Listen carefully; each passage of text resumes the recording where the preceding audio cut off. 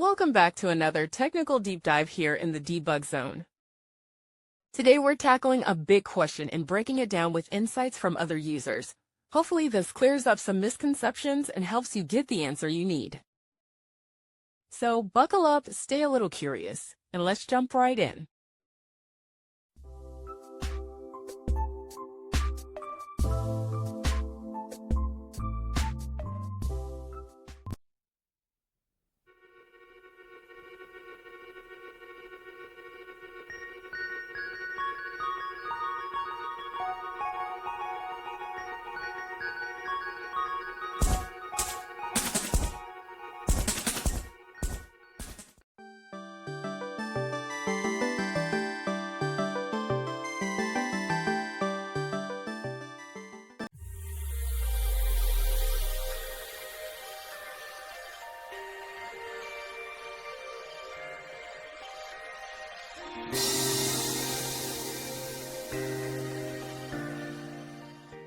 And that's a wrap.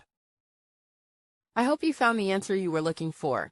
If you did, take a second to hit that subscribe button. It really helps out. And let me know in the comments which solution worked best for you. See you next time in the debug zone.